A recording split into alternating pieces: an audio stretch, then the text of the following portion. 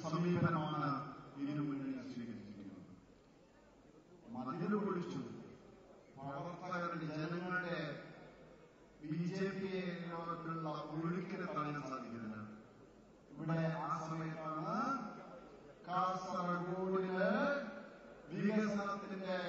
വികസനമില്ലായ്മയുടെ പിന്നോക്കാവസ്ഥയുടെ ശാപമോക്ഷത്തിനായി വികസന നായകൻ ശ്രീ നരേന്ദ്രമോദിജി വരുന്നു എന്ന വാർത്ത വന്നത്.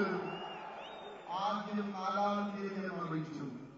പ്രിയമുള്ളവരെ, 4-ാം തീയതി ശ്രീ നരേന്ദ്രമോദിയെ സ്വാഗതം ചെയ്യാൻ 3-ാം തീയതിയും 4-ാം തീയതിയും ഈ ഗ്രൗണ്ടും തൊട്ടടുത്ത കോളേജ് ഗ്രൗണ്ട് ഹെലിപ്പാഡ് ഉപയോഗിക്കാൻ വേണ്ടിയിട്ട് അനുവാദം തേടി, അനുവാദം കിട്ടി.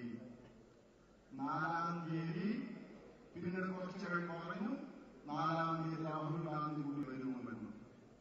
കോൺഗ്രസുകാര് BJP-യോട് മത്സരിക്കാനില്ല എന്ന് മനസ്സിലാക്കിക്കൊണ്ട് 4-ാം തീയതി ഉള്ള പരിപാടി 5-ാം തീയതിയിലേക്ക് മാറ്റിവെച്ചു.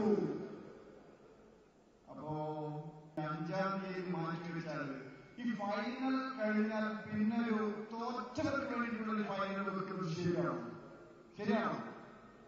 ഫൈനൽ കഴിഞ്ഞാൽ പിന്നെ തോറ്റവർക്കുള്ള ഫൈനൽ വേണ്ടാന്ന് വെച്ചിട്ട് എന്നാൽ തോറ്റവരുടെ ഫൈനൽ ആക്കിയായിക്കോട്ടെ എന്ന് വെച്ചിട്ട് ഈ സ്റ്റേഡിയത്തിൽ 5-ാം തീയതി രാഹുൽ ഗാന്ധി എന്ന പരിപാടി നടത്തുന്നത്.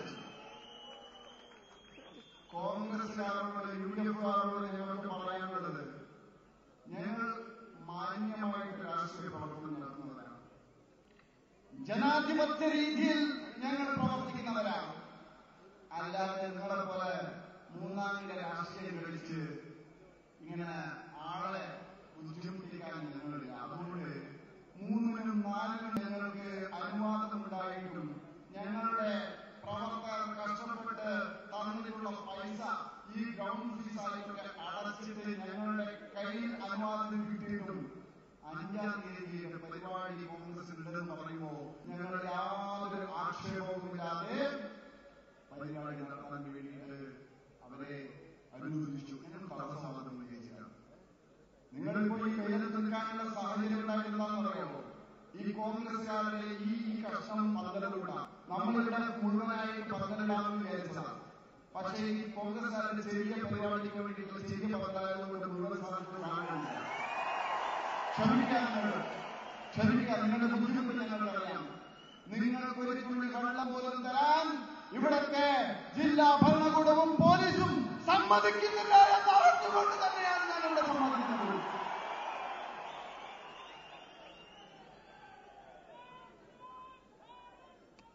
ഈ ബുദ്ധിമുട്ട് സഹിച്ച് കിലോമീറ്ററുകളോളം നടത്തിച്ച് ഇവിടെ എത്തിച്ചത് ക്ഷമിക്കാം. ഇതൊക്കെ സുരക്ഷയുടെ കാരണം പറഞ്ഞ് നിങ്ങളെ ബുദ്ധിമുട്ടിക്കാനാണ്. അതൊക്കെ പോകണം. അതൊക്കെ നമുക്ക് സഹിക്കാനും ക്ഷമിക്കാനും പ്രാപ്തരായിട്ടുള്ള ആൾക്കാരാണ്. അതുകൊണ്ട് കുടിവെള്ളം തന്നില്ലാന്ന് വെച്ച് നരേന്ദ്രമോദി വരുമ്പോ ഇറങ്ങി അങ്ങ് പോകുന്നവരല്ല ഇവിടെ വന്നിട്ടുള്ളവരെന്ന് നിങ്ങൾ മനസ്സിലാക്കിയുള്ളൂ. ഇവിടെ സ്പ്രേ നടത്താൻ വേണ്ടിയിട്ട് ഒരു തുള്ളി വെള്ളം പോലും ഫയർഫോഴ്സിന്റെ വെള്ളം തന്നില്ല. ചോദിച്ചു. 10,000-കണക്കിന് ലിറ്ററാണ് കഴിഞ്ഞ വർഷം രാഹുൽ ഗാന്ധിയുടെ പരിപാടിക്ക് കൊടുത്തത്. ഞങ്ങൾക്ക് ആക്ഷേപമില്ല, നിങ്ങളെ നടത്തിക്കൊള്ളൂ. എന്താണെന്ന് വെച്ചാൽ ഇത് നിങ്ങളുടെ അവസാനത്തെ ഭരണമാണ് കേന്ദ്രത്തിലെന്ന് നിങ്ങൾക്കറിയാം. പ്രിയമുള്ളവരെ, 3-ന്റെയും 4-ന്റെയും പരിപാടിയുടെ അനുവാദം കിട്ടിയിട്ടും 5-ാം തീയതിയുടെ പരിപാടിക്ക് ഒരു തടസ്സവുമില്ലാതെ മാന്യമായിട്ടുള്ള രാഷ്ട്രീയ പ്രവർത്തനം നടത്തിയിട്ടുള്ള BJP-ക്ക് 4-ാം തീയതി അവിടെ വന്ന് ഹെലികോപ്റ്റർ ഇറങ്ങാൻ വേണ്ടിയിട്ടുണ്ടാക്കിയിട്ടുള്ള ഒരു ഇന്റർലോക്ക് സൗകര്യം അവിടെ ഉണ്ടായിരുന്നു.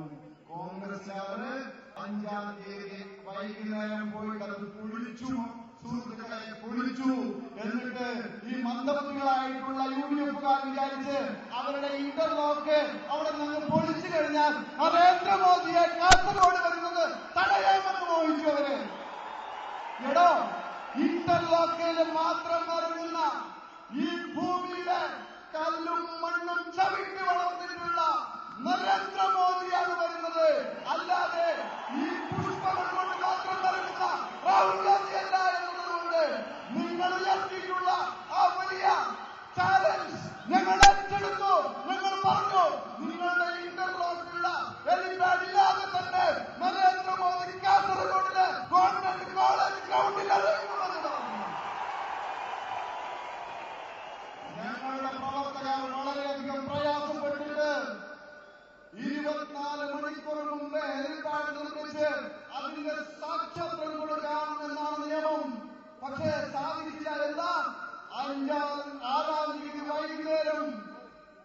കോൺഗ്രസുകാരുടെ ആ ഹെലിപാഡ് പൊളിച്ചതുകൊണ്ട് പിന്നെയാണ് ഞങ്ങൾ പ്രവർത്തനം ആരംഭിച്ചത്.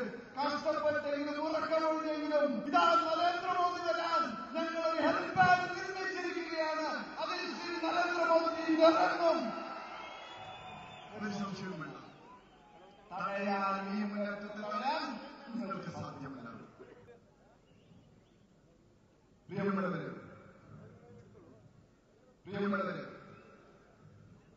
ഇങ്ങനെ ഹെലിപാഡ് ഇല്ലാതാക്കിയിട്ട് പറഞ്ഞ കാര്യമാണ്. എന്താ പറഞ്ഞത് കോൺഗ്രസ്സുകാര്? രാഹുൽ ഗാന്ധി വന്നിറങ്ങിയ ഹെലിപാഡ് അത് നരേന്ദ്രമോദിക്കും കൂടി സൗകര്യമാക്കി കൊടുത്താൽ ഈ നാട്ടിലെ മുസ്ലിം സഹോദരന്മാര് അത് സഹിക്കില്ല, അതുകൊണ്ട് പൊളിച്ചു മാറ്റുമെന്നാണ് പറഞ്ഞത്. പ്രിയമുള്ളവരെ, ഈ നാട്ടിലെ മുസ്ലിം സഹോദരന്മാർ അത്ര കണ്ട് മന്ദബുദ്ധികളാണെന്ന് വിചാരിച്ചവര്. എന്താ ഇത്? എന്താ വെള്ളരിക്കപ്പെട്ടത്? ഒരു കാര്യം വ്യക്തം, ഇതൊക്കെ ഈ നാട്ടിലെ ജനങ്ങൾ തിരിച്ചറിയുന്നുണ്ട്.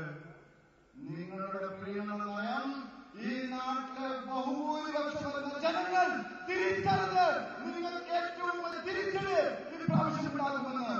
നിങ്ങളുടെ മുസ്ലിം ലീഗ് സ്പോൺസർഷിപ്പിൽ വന്നിട്ടുള്ള വിസിറ്റിംഗ് വിസയിൽ വന്നിട്ടുള്ള സ്ഥാനാർത്ഥിയെ എല്ലാ ആദരവോടും കൂടി ഏപ്രിൽ 10-ാം തീയതി പറഞ്ഞിരിക്കുന്നുണ്ടെന്ന് കാസർഗോഡ് ഒരു സംശയം വേണ്ട. കോഴിക്കോട് അദ്ദേഹത്തെ വീട്ടിലേക്ക് തന്നെ ഒരു സംശയം വേണ്ട, ഒരു സംശയം വേണ്ട. ഞാൻ നീട്ടുന്നില്ല, എന്റെ കർത്തവ്യത്തിലേക്ക് വരുന്നു. ഇവിടെ ധാരാളം പ്രശ്നങ്ങളുണ്ട്. ഇവിടെ മുസ്ലിം ലീഗിന്റെ ആധിപത്യമാണ്. മുസ്ലിം ലീഗാണ് ഇവിടെ ഭരിക്കുന്നത്. മുസ്ലിം ലീഗാണ് ഇവിടെ കോൺഗ്രസിന്റെ സ്ഥാനാർത്ഥിയെ തീരുമാനിക്കുന്നത്. മുസ്ലിം ലീഗാണ് ഇവിടെ ഹെലിപാഡ് വേണോ വേണ്ടത് തീരുമാനിക്കുന്നത്. ഇവിടെ എല്ലാ മതത്തിന്റെ പേരില് നാലോട്ടിന് വേണ്ടി വോട്ട് ബാങ്ക് രാഷ്ട്രീയമാണ് കാണിക്കുന്നത്. ഇവിടെ ഒരു കാര്യം ജനങ്ങൾക്ക് മനസ്സിലായി. കാസർഗോഡിൽ ഒരു ബിജെപി പോലുള്ള ഒരു പാർട്ടിക്ക് നടത്താൻ പറ്റിയ വലിയൊരു മൈതാനവുമില്ല എന്ന് മനസ്സിലാക്കി. അതുകൊണ്ടാണ് ഈ മൈതാനം നമ്മൾ നോക്കിയപ്പോ കോൺഗ്രസ് വേറെ മൈതാനം നോക്കിയിട്ട് കിട്ടാനില്ല. എന്താ ഇവിടത്തെ വികസന പിന്നാക്കാവസ്ഥയുള്ള ഏറ്റവും വലിയ ഉദാഹരണമാണ് സംഭവം. ഒരു മര്യാദക്ക് നടത്താനുള്ള സ്റ്റേഡിയമില്ല. ഇവിടെ ഇന്നലെ സതീഷ് രാത്രി വന്നു. ഈ സ്റ്റേഡിയത്തെ അവസ്ഥകൾ അദ്ദേഹം ചോദിച്ചു. ഇത് സ്റ്റേഡിയം എന്ന് പറയുന്നു, ഇതൊരു LKG സ്കൂൾ കുട്ടികൾ കളിക്കുന്ന കളിഗ്രൗണ്ട് പോലെയല്ലേ കാണുന്നത്? ഒരു ലൈറ്റ് പോലും ഈ സ്റ്റേഡിയത്തിലില്ലായിരുന്നു. ഒരു ലൈറ്റ് പോലും. വലിയ സുരക്ഷാ വീഴ്ചയാണ് വരുത്തിയിട്ടുള്ളത്. ഇവിടെ നമ്മുടെ പ്രവർത്തനത്തിന് വേണ്ടിയിട്ട് വെച്ചിട്ടുള്ള ജനറേറ്റർ വെച്ചിട്ടാണ് ഇന്നലെ 2-3 ലൈറ്റ് വെച്ചിട്ട് പ്രവർത്തനം നടത്തിയത്.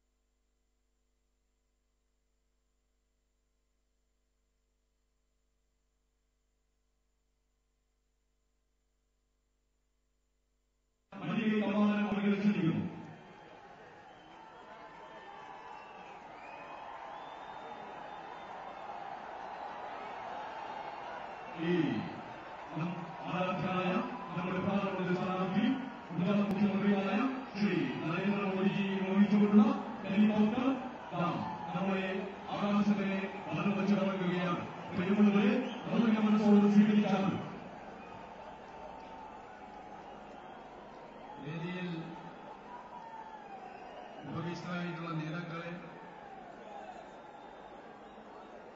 ഈ ഒരു വെയിലത്തും ഇവിടെ ഭാരതീയ ജനതാ പാർട്ടിയെ അനുഗ്രഹിക്കാനും പാർട്ടിയുടെ സ്ഥാനാർത്ഥി കെ സുരേന്ദ്രനെ വിജയിപ്പിക്കാനും വേണ്ടി എത്തിയിട്ടുള്ള പതിനായിരക്കണക്കിന് സഹോദരി സഹോദരന്മാരെ, മാധ്യമ സുഹൃത്തുക്കൾ, നരേന്ദ്രമോദി എത്തിക്കഴിഞ്ഞു. ഏതാനും നിമിഷങ്ങൾക്കകം അദ്ദേഹം വേദിയിലെത്തും.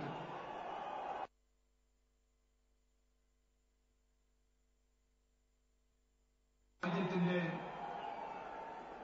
സർവമുഖമായ വികസനത്തിനും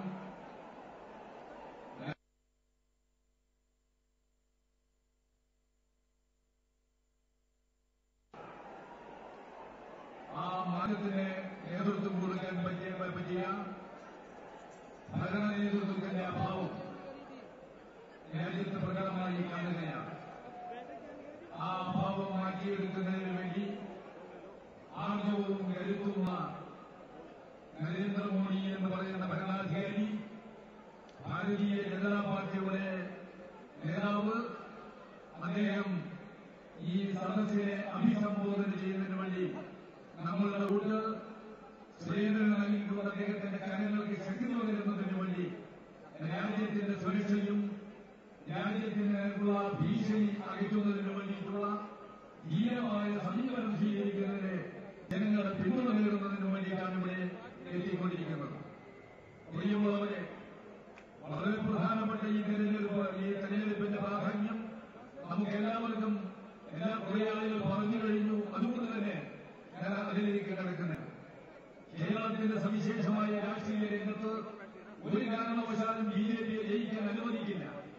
രാജ്യത്തിന്റെ എല്ലാ മേഖലകളിൽ നിന്നും വ്യത്യസ്തമായിട്ടുള്ള ഒരു രാഷ്ട്രീയ സമീപനം സ്വീകരിക്കുന്ന, ഒരു പ്രത്യേകമായിട്ടുള്ള മതവും അതുപോലെ തന്നെ അതിൻ്റെതായ അന്തരീക്ഷങ്ങളും ഉപയോഗിച്ചുകൊണ്ട്, സ്വാഭാവികമായും ദുരുപയോഗിച്ചുകൊണ്ട് ഇവിടെ ഭാരതീയ ജനതാ പാർട്ടിയെ ഫാസിസ്റ്റുകളെന്ന് ആക്ഷേപിച്ചുകൊണ്ട് പാർട്ടിയുടെ മുന്നേറ്റം തടയാനുള്ള ഒരു ശ്രമമാണ് നടന്നുകൊണ്ടിരിക്കുന്നത്. വർഷങ്ങളായ ശ്രമം നടന്നുകൊണ്ടിരിക്കുന്നു. ബിജെപി ജയിക്കാതിരിക്കാൻ കോൺഗ്രസും കമ്മ്യൂണിസ്റ്റും നേരത്തെ സൂചിപ്പിച്ചതുപോലെ ഒത്തുകളിക്കുകയാണ്. ആ ഒത്തുകളിയുടെ ഫലമായിട്ട് ബിജെപി എന്ന് പറയുന്ന സിംഗിൾ പാർട്ടിക്ക് കേരളത്തിന്റെ നിയമസഭയ്ക്ക് പാർലമെന്റ് അതുപോലെ ലോക്സഭയിലേക്ക് എത്തിച്ചേരാൻ കഴിയാതെ പോയിട്ടുണ്ട് എന്നുള്ള ദുഃഖം ഞങ്ങൾക്ക് എല്ലാവർക്കുമുണ്ട്. അതിൽ ഈ രാജ്യത്തിലെ ജനങ്ങളും വലിയൊരു പങ്ക് അതിനോട് സഹകരിക്കുമോ എന്നുള്ളത് ഞങ്ങൾക്ക് സന്തോഷമുണ്ട്. പ്രിയമുള്ളവരൊരു മാറ്റത്തിന്റെ സമയമായി. ആ മാറ്റം ഈ രാജ്യത്ത് വന്നേ പറ്റൂ. അതിനു വേണ്ടിയിട്ട് ഇവിടെ എന്ത് പദപ്രയോഗങ്ങൾ നടത്തിയാലും, ഇവർ എന്ത് പറഞ്ഞാലും, വൃന്ദാകാരാട്ടും അതുപോലെ പ്രകാശ് കാരാട്ടും രാമചന്ദ്രൻ പിള്ളയും ആന്റണിയും അതുപോലെയുള്ള സുധീരനുമൊക്കെ എന്ത് പറഞ്ഞാലും ഈ രാജ്യം ഒരു മാറ്റം ആഗ്രഹിക്കുന്നു. കേരളവും അത് ദാഹിക്കുകയാണ്. ആ ദാഹത്തിന്റെ പ്രകടമായ പ്രത്യക്ഷമായിട്ടുള്ള ഒരു ഉദാഹരണമാണ് നമ്മളിവിടെ കൂടിയിട്ടുള്ള ഈ 10,000-കണക്കിന് സഹോദരി സഹോദരന്മാർ. ഇവരെല്ലാം തന്നെ ഒത്തൊരുമിച്ചുകൊണ്ട് ഇവരുടെ ശ്രമങ്ങൾ 2 ദിവസം കൊണ്ട് വോട്ടാക്കി മാറ്റി ഭാരതീയ ജനതാ പാർട്ടിയുടെ താമര ചിഹ്നത്തിൽ കരുത്തനായ യുവാവായ സ്ഥാനാർത്ഥി സുരേന്ദ്രനെ ഈ നിയോജക മണ്ഡലത്തിൽ നിന്നും വിജയിപ്പിക്കാൻ വേണ്ടിയിട്ട് നിങ്ങളോട് ഞാൻ സമയം അഭ്യർത്ഥിക്കുകയാണ്. പ്രിയമുള്ളവരെ, കടമകളും കർത്തവ്യങ്ങളും രാജ്യ സുരക്ഷയും രാഷ്ട്രമാണ് വലുത് എന്നുള്ള വലിയ മുദ്രാവാക്യം ഉയർത്തിക്കൊണ്ടുള്ള നമ്മുടെ സന്ദേശങ്ങൾ ഈ രാജ്യത്തെ എല്ലാ ഭാഗത്തുമായി ഏറിയിട്ടുമുണ്ട്. ലോകത്തിന്റെ മുമ്പിൽ ഭാരതം എന്ന് പറയുന്ന നമുക്ക് എല്ലാത്തിനും മീതെ രാഷ്ട്രമാണ് ഇത് എന്നുള്ള ആ വലിയ സങ്കല്പമുണ്ടല്ലോ. ആ സങ്കല്പം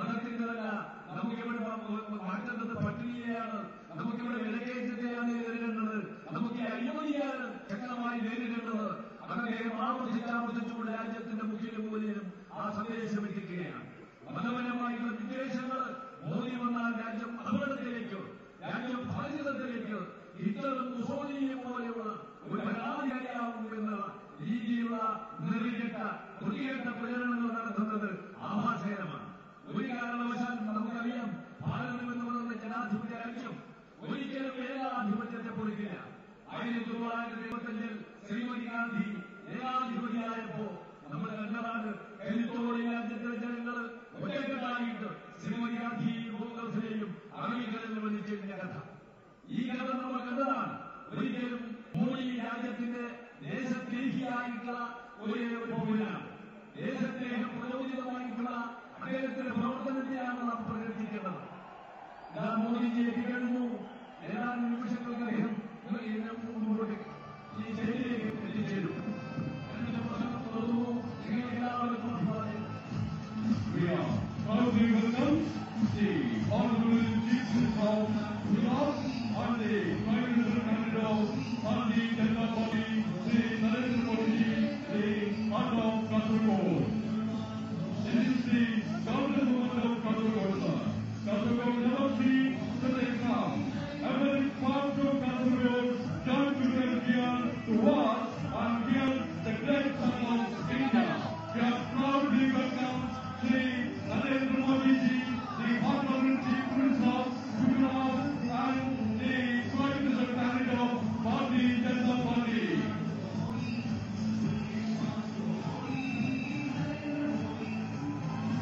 Bolo Bharat Mata ki, Bolo BJP ki, Jai Jai BJP, Jai Jai BJP. Bolo Narendra Modi ji ki, Bolo Narendra Modi ji ki, Bolo Narendra Modi ji ki, Jai Jai BJP, Jai Bolo BJP, Jai Bolo Narendra Modi. We are proudly welcome the Honorable Chief Minister of Gujarat and the Prime Minister candidate of Bharatiya Janata Party, Honorable Narendra Modi ji, in the heart of Kasaragod.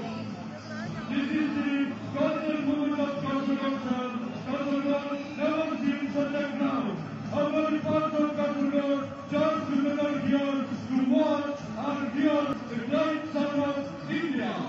We are proudly welcome Honorable Narendra Modi ji, the Chief Minister of Gujarat and the Prime Minister candidate of Bharatiya Janata Party.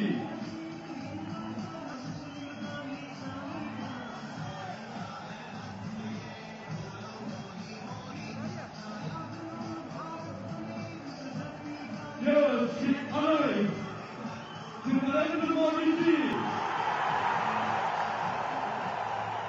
Bolo BJP ki, Bolo Narendra Modi ji ki, Wonder, Wonder, Wonder.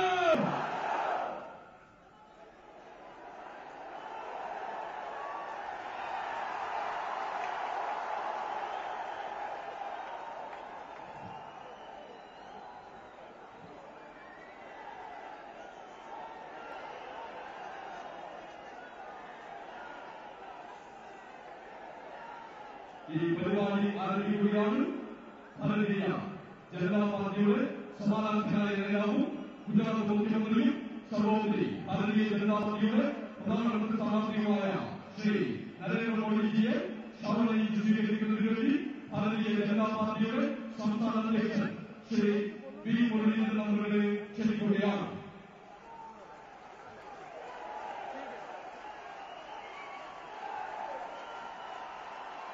അടുത്തതായി Kasaragod parliament മണ്ഡലം BJP സ്ഥാനാർത്ഥി ശ്രീ കെ സുരേന്ദ്രൻ അവരുടെ ക്ഷണിക്കുന്നു. ശാപനയിച്ച് സ്വീകരിക്കുന്നതിന് വേണ്ടി അടുത്തതായി Kannur parliament മണ്ഡലം സ്ഥാനാർത്ഥി ശ്രീ PC മോഹൻ മാസ്റ്റർ അവരുടെ ക്ഷണിക്കുകയാണ്.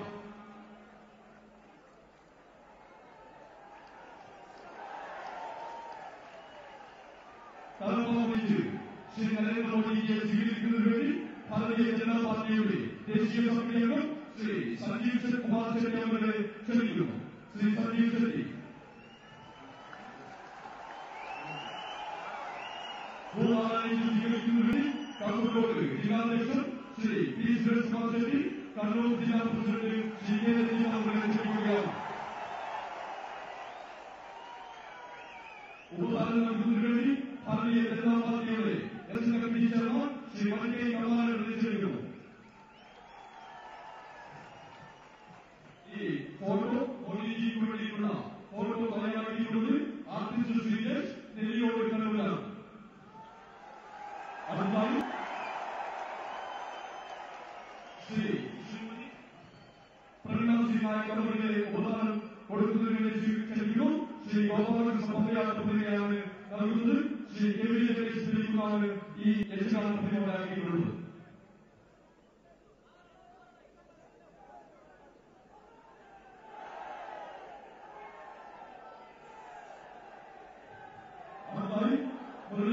ശ്രീ സംസ്ഥാന പ്രസിഡന്റ് ശ്രീ പി മുരളീധരൻ അവരുടെ ക്ഷണിച്ച് സ്വീകരിക്കുന്നതിന് വേണ്ടി മഞ്ചേശ്വരം പ്രസിഡന്റ് ശ്രീ വത്സനാഥനെ ക്ഷണിക്കുന്നു.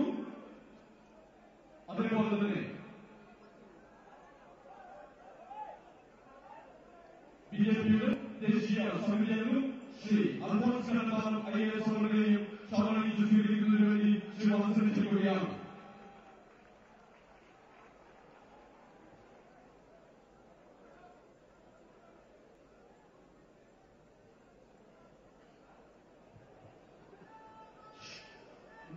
നരേന്ദ്രമോദിജിക്ക് സ്വാഗതം പറയുന്നതിന് വേണ്ടി കാസർഗോഡ് ജില്ലാ general secretary advocate K Sreekanth അവരുടെ ക്ഷണിക്കുന്നു. കൂടുതലൊന്നും പറയുന്നില്ല. കാരണം ശ്രീ നരേന്ദ്രമോദിയുടെ ഓരോ മിനിറ്റും വിലപ്പെട്ടതാണ്. ഈ കാസർഗോഡ് ധന്യമായിരിക്കുകയാണ്. നമ്മൾ ഇത്രയും നാളെ കാത്തിരുന്ന അശുഭമുഹൂർത്തമാണ് ഇവിടെ സന്നിഹിതമായിരിക്കുന്നത്. രാമായണത്തിൽ എങ്ങനെയാണോ ശാപമോക്ഷം കാത്തുനിന്ന് അഹല്യ കാത്തുന്നത്, ശ്രീരാമന്റെ പാദസ്പർശം കൊണ്ട് ശാപമോക്ഷം കിട്ടിയതുപോലെ കാസർഗോഡിന്റെ പിന്നാക്കാവസ്ഥയ്ക്ക് ഇതിന് പരിഹാരമുണ്ടാകും, ശാപമോക്ഷമുണ്ടാകും എന്നുള്ളതുകൊണ്ട് ശ്രീ നരേന്ദ്രമോദിജിയെ സ്വാഗതം ചെയ്യുകയാണ്. Sir, we welcome you on behalf of the entire people of Kasaragod from the gallery and from the party side. We welcome once more.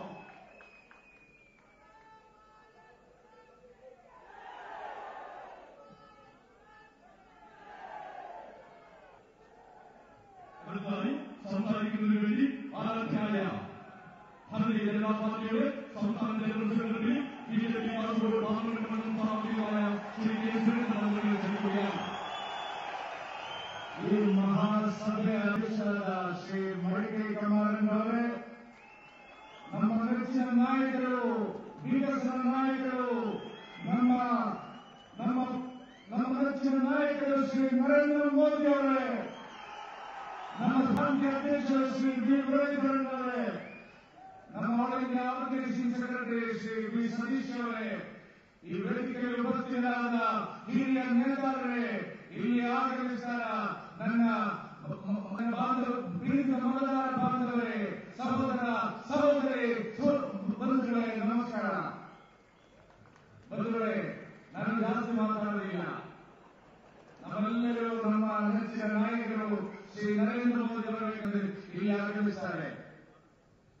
ಬಂಧುಗಳೇ, ಇವತ್ತು ಚುನಾವಣೆ ಅತ್ಯಂತ ಮಹತ್ವಪೂರ್ಣ ಚುನಾವಣೆ. ಇದು ನಮ್ಮ ವಿಕಸನ ನಾಯಕರು, ನಮ್ಮ ನೆಚ್ಚಿನ ನಾಯಕರು ಶ್ರೀ ನರೇಂದ್ರ ಮೋದಿ ಅವರು ಪ್ರಧಾನಿಯಾಗಿ ಬರುವ ಚುನಾವಣೆ ಇದು. ಕಾಂಗ್ರೆಸ್ನವರು ಸ್ವಲ್ಪ ಪರಿಹಾಸ ಆಗಿದ್ದಾರೆ. ಹೇಗೆ ಒಂದು ಚಾಯ ಅಂಗಡಿ ನಡೆದವರು ನಮ್ಮ ಪ್ರಧಾನಿಯಾಗಿ ಬರುವುದಾ? ನಾವು ಮಾತಿನಲ್ಲಿ ಏನು ಉತ್ತರ ಕೊಡುವುದಿಲ್ಲ. ಹೇಗೆ ನಾವು ಉತ್ತರ ಕೊಡುತ್ತೋ? ನಾವು ಇಡೀ ದೇಶದ ಲಕ್ಷದ ಚಾಯ ಅಂಗಡಿಯಲ್ಲಿ ಚರ್ಚೆ ಮಾಡಿದರು. ಇಡೀ ದೇಶದ ಅಭಿವೃದ್ಧಿಗೋಸ್ಕರ, ಇಡೀ ದೇಶದ ಅಭಿಮಾನಗೋಸ್ಕರ, ಇಡೀ ದೇಶದ ರಾಜನೀತಿ ಪರಿಸ್ಥಿತಿಗೋಸ್ಕರ ನಾವು ಚಾಯ್ ಪೈ ಚರ್ಚೆ ಮಾಡಿದರು. ಬಂಧುಗಳೇ, ಅತ್ಯಂತ ಮಹತ್ವಪೂರ್ಣ ಚುನಾವಣೆ ಇದು. ಕಳೆದ 10 ವರ್ಷದಿಂದ ಇಡೀ ಆಡಳಿತ ಮಾಡಿದ ಯುಪಿಎ ಸರ್ಕಾರ, ಹತ್ಯಾಗಾರ ಸರ್ಕಾರ, ಇಷ್ಟು ತಾಪತ್ರ ನಮ್ಮ ಸಾಮಾನ್ಯ ಜನರ ಮೇಲೆ ಕೊಟ್ಟ ಸರ್ಕಾರ ನಾವು ಇಷ್ಟುವರೆಗೂ ಕಾಣಲಿಲ್ಲ. ಇಷ್ಟು ಭ್ರಷ್ಟಾಚಾರ, ಇಷ್ಟು ಬೆಲೆ ಏರಿಕೆ, ಮಹಿಳಾ ಹತ್ಯಾಚಾರ, ಇಷ್ಟು ತಾಪತ್ರ ಮಾಡಿದ ಸರ್ಕಾರ ನಾವು ಇಷ್ಟುವರೆಗೂ ಕಾಣಲಿಲ್ಲ. ಬಂಧುಗಳೇ, ಈ ದೇಶದ ಕೋಟಿ ಕೋಟಿ ಜನರ ಮನಸ್ಸಿನಲ್ಲಿ ಈಗಾಗ ಒಂದೇ ಒಂದು ವಿಚಾರ, ನರೇಂದ್ರ ಮೋದಿ ನರೇಂದ್ರ ಮೋದಿ ನರೇಂದ್ರ ಮೋದಿ ಪ್ರಧಾನಿಯಾಗಿ ಬರಬೇಕು, ನರೇಂದ್ರ ಮೋದಿ ಪ್ರಧಾನಿಯಾಗಿ ಬರಬೇಕು. പ്രിയപ്പെട്ടവരെ, ഈ നാട് മുഴുവൻ നരേന്ദ്രമോദി പ്രധാനമന്ത്രിയായി വരണമെന്ന് ആഗ്രഹിക്കുന്നു. കാരണം ഇവിടെ ഇത്രയും കൊടിയ അനീതികളാണ് കഴിഞ്ഞ 10 വർഷം നാം അനുഭവിച്ചത്. ഇത്രയധികം വിലക്കയറ്റം, ഇത്ര വലിയ അഴിമതി നാം കണ്ടിട്ടില്ല. ಈ ಬೆಲೆ ಕಡಿಮೆ ಆಗಿದ್ದು 3 ಜನರಿಗೆ. ಒಂದು ನಮ್ಮ ಪ್ರಧಾನಮಂತ್ರಿ ಮನಮೋಹನ್ ಸಿಂಗ್, 2 ನಮ್ಮ ಯುಪಿಎ ಚೇರ್ಪರ್ಸನ್ ಸೋನಿಯಾ ಗಾಂಧಿ, 3 ನಮ್ಮ യുവരാജ രാഹുൽ ഗാന്ധി. ഇഷ്ടു ഭയങ്കരക്ക് പ്രിയപ്പെട്ടവരെ, ഈ രാജ്യം തകർത്ത കോൺഗ്രസിനെ ഒരു പാഠം പഠിപ്പിക്കാൻ ഈ നാട്ടിലെ ജനങ്ങളെല്ലാവരും തയ്യാറായി നിൽക്കുകയാണ്. ಆದರೆ ನಮ್ಮ ಕೆಂಪಿನವರು ಮಾತ್ರ ಹೇಳ್ತಾರೆ, ನರೇಂದ್ರ ಮೋದಿ ಬೇಡ, ಸೋನಿಯಾ ಸಾಕು. ನರೇಂದ್ರ ಮೋದಿ ಒಳ್ಳೆಯಲ್ಲ, ಅವರು ಕೋಮುವಾದಿ, ಸೋನಿಯಾ ಒಳ್ಳೆಯದು. പ്രിയപ്പെട്ടവരെ, വഞ്ചനാപരമായ രാഷ്ട്രീയം ഇവിടെ ഇടതുപക്ഷം സ്വീകരിക്കുന്നു. നരേന്ദ്രമോദി വരാൻ പാടില്ല, ബിജെപി വരാൻ പാടില്ല, അതിനേക്കാൾ നല്ലത് കോൺഗ്രസ് ആണെന്ന് അവരിവിടെ പ്രചരിപ്പിക്കുന്നു. പക്ഷേ ഈ നാട്ടിലെ സാധാരണ ജനങ്ങൾ, പാവപ്പെട്ട ജനങ്ങൾ അത് അംഗീകരിച്ചു കൊടുക്കാൻ തയ്യാറില്ല. സുഹൃത്തുക്കളെ, ഈ നാട്ടിലെ സാധാരണ ജനങ്ങൾ, പാവപ്പെട്ട ജനങ്ങൾ പറയുന്നു, നരേന്ദ്രമോദി പ്രധാനമന്ത്രിയായാൽ മാത്രമേ ഈ രാജ്യത്ത് വികസനം ഉണ്ടാവുകയുള്ളൂ. പ്രിയപ്പെട്ടവരെ, നരേന്ദ്രമോദി പ്രധാനമന്ത്രിയായാൽ നമ്മുടെ കേരളത്തിന് അത് നല്ല പ്രയോജനം ലഭിക്കും. കേരളത്തിന്റെ വികസന പിന്നോക്കാവസ്ഥയ്ക്കുള്ള പരിഹാരമായി നരേന്ദ്രമോദിയുടെ പ്രധാനമന്ത്രി പദം നമുക്ക് ഗുണകരമാകും. വികസനമില്ലാത്ത ഈ കാസർഗോഡിന്റെ മണ്ണിൽ വികസനം എത്തിക്കാൻ ഏറെ പ്രയോജനകരമാകും നമ്മുടെ ആരാധ്യനായ നേതാവ് ശ്രീ നരേന്ദ്രമോദി പ്രധാനമന്ത്രിയായാൽ. ഇവിടെ ഒരു തരത്തിലുള്ള വികസനവും നടക്കുന്നില്ല. കഴിഞ്ഞ 10 വർഷം ഇവിടെ ഭരിച്ച MP പറയുന്നു ഇനി ഒരു 5 കൊല്ലം കൂടി വേണം. യാതൊരു തരത്തിലുള്ള വികസനവും ഇവിടെ നടക്കുന്നില്ല. വികസനത്തെക്കുറിച്ച് MP-യോട് ചോദിച്ചാൽ മലമുള്ള സ്റ്റേറ്റ്മെന്റ് പേപ്പറുടെ വത്തുന്നുള്ളേ ಎಂಜಿನ ವಿಕಸನ, പഴയ നീരുണ്ട,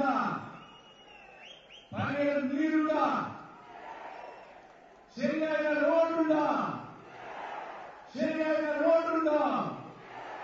എന്റെ ആസ്പത്രി കാൽപ്പനി കോളേജ് ഉണ്ടോ? ಎಂಜಿನ ವಿಕಸನ, ಎಂಜಿನ ಅಭಿವೃದ್ಧಿ ಜನ ಮಾತ ಬಂಧುಗಳೇ, ಅಣ್ಣನಕ್ಕಳೇ, ಅಕ್ಕನಕ್ಕಳೇ, ಇದು ಸತ್ಯದ ಮಣ್ಣು. ಕಾಸರಗೋಡಿನ ಮಣ್ಣು ಇದು ಸತ್ಯದ ಮಣ್ಣು, ಇದು ಧರ್ಮದ ಮಣ್ಣು. ಸತ್ಯಗಂಧರು, ಧರ್ಮಗಳು ഈ സ്ഥലത്തിൽ ബിജെപികളോ. പ്രിയപ്പെട്ടവരെ, ഈ സത്യത്തിന്റെ ധർമ്മത്തിന്റെ മണ്ണിൽ വികസനത്തിന് വേണ്ടി, പുരോഗതിക്ക് വേണ്ടി ഈ നാട്ടിലെ സാധാരണക്കാരുടെ എല്ലാ പ്രശ്നങ്ങളും പരിഹരിക്കാൻ ബിജെപിയെ വിജയിപ്പിക്കൂ. 5 വർഷം മാത്രം ഞങ്ങൾ ചോദിക്കുന്നു. 67 കൊല്ലം നിങ്ങൾ കോൺഗ്രസിനും കമ്മ്യൂണിസ്റ്റിനും കൊടുത്തു. നരേന്ദ്രമോദിജി പറഞ്ഞാൽ വാക്കുപാലിക്കുന്ന നേതാവാണ്. വികസനം കൊണ്ടുവരുമെന്ന് പറഞ്ഞാൽ നരേന്ദ്രമോദിജി വികസനം കൊണ്ടുവരും, ഒരു സംശയവുമില്ല. വികസനമില്ലാത്ത കാസർഗോഡ്, ഈ മരുഭൂമിയായ കാസർഗോഡിന്, കുടിക്കാൻ വെള്ളമില്ലാത്ത ഈ കാസർഗോഡിനെ രക്ഷിക്കാൻ നരേന്ദ്രമോദിയെ സഹായിക്കുന്ന ഒരു ജനപ്രതിനിധിയെ തെരഞ്ഞെടുക്കാൻ നിങ്ങൾ കക്ഷി രാഷ്ട്രീയ ജാതി മത വ്യത്യാസമില്ലാതെ ഞങ്ങളോട് സഹകരിക്കൂ. ഞങ്ങൾക്ക് ഒരു അവസരം തരൂ. 5 വർഷത്തെ അവസരം ലഭിച്ചാൽ ഈ കാസർഗോഡിനെ ഒന്നാന്തരം വികസനമുള്ള, എല്ലാവർക്കും വികസനം ലഭിക്കുന്ന ഒരു കാസർഗോഡാക്കി മാറ്റുമെന്ന് ഞങ്ങൾ ദൃഢപ്രതിജ്ഞ ചെയ്യുന്നു. ഭാരത് മാതാ കി, ഭാരത് മാതാ കി, ഭാരത് മാതാ കി. ഭാരതീയ ജനതാ പാർട്ടി കാസർഗോഡ് ജില്ലയിൽ വിവിധ ഭാഗങ്ങളിൽ സംഘടിപ്പിച്ചുള്ള നാട്ടുകൂട പരിപാടിയിൽ നിന്നും ലഭിച്ചുള്ള വിവിധ പ്രദേശങ്ങളിലെ പരാതികൾ ആരാധ്യനായ സ്ഥാനാർത്ഥി ശ്രീ കെ സുരേന്ദ്രൻ നമ്മുടെ പ്രധാനമന്ത്രി സ്ഥാനാർത്ഥി ശ്രീമാൻ നരേന്ദ്രമോദിജിക്ക് നൽകുകയാണ്.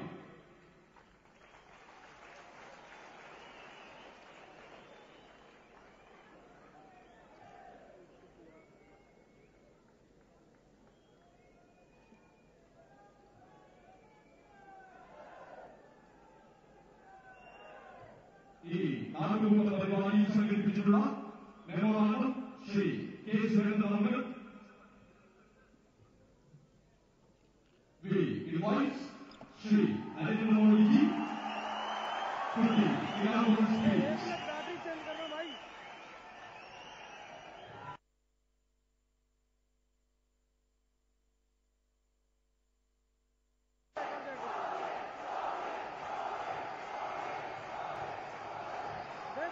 भारत माता की, भारत माता की। मंच पर विराजमान केरल प्रदेश भारतीय जनता पार्टी के अध्यक्ष श्री मुरलीधरन जी, पार्टी के संगठन मंत्री श्री बी सतीश जी, कासरगोड के लोकप्रिय उम्मीदवार जुझारू नेता भाई श्री के सुंदरम जी, नजदीक में हमारे उम्मीदवार श्री मोहन मास्टर जी, बैंगलोर से आए हुए हमारे सांसद श्री नवीन जी, मेरे मित्र भाई अल्फांसो, श्री मेडिकाई महाराज जी, मंच पर विराजमान सभी वरिष्ठ महानुभाव और भारत के भाग्य विधाता कासरगोड के मेरे भाई और बहनों,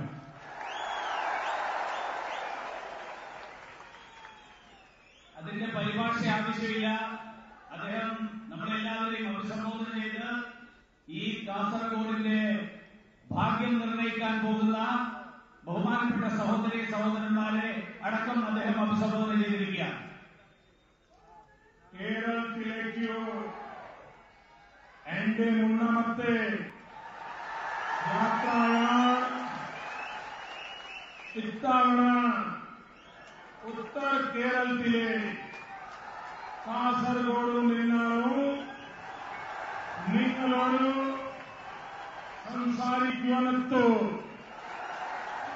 എല്ലാ മലയാളികൾക്കും വിഷു ആശംസകളും മുന്നോട്ട് നേരുന്നു. ಕಾಸರಗೋಡಿನ ಎಲ್ಲ ನನ್ನ ಕನ್ನಡ ಸಹೋದರ ಸಹೋದರಿಯರಿಗೆ ನಮಸ್ಕಾರಗಳು. भाई बहनों,